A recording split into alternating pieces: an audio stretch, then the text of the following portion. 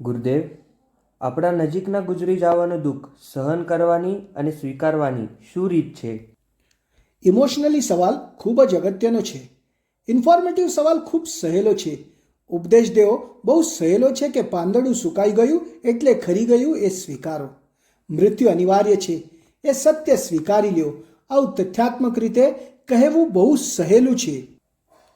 પણ જો ભાવનાત્મક રીતે તમારે ફ્રી થવું હોય તો પોતાને એક સવાલ પૂછવો કે તેમની આત્મા શાશ્વત છે? તેની આત્મા મરી નથી અને ક્યાંક તે તમારાથી જોડાયેલી છે. અને જો તમે દુઃખી થાઓ તો જે વ્યક્તિ તમારાથી દૂર ગઈ છે તે તમને ખુશ જોવા માંગે છે કે દુઃખી? તેને યાદ કરીને તેની ઈચ્છાઓ પૂરી કરો. આ પ્રેક્ટિકલ મેં ઘણા બધા લોકોને કરાવ્યું છે.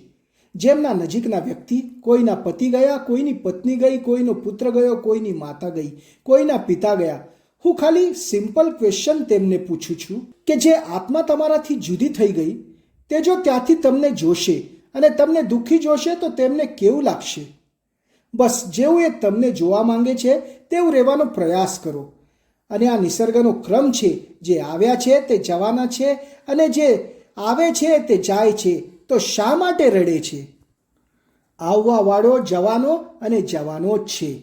એક દિવસ મારે પણ જવાનો છે, એક દિવસ તેને પણ જવાનો છે.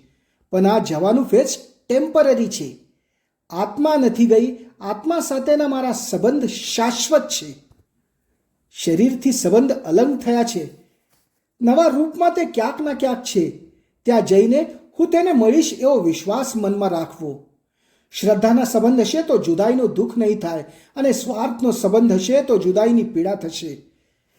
આપને શ્રદ્ધાથી રહેશું, કૃતજ્ઞતાથી રહેશું તો દર્દની જગ્યાએ હમદર્દ બની શકશું.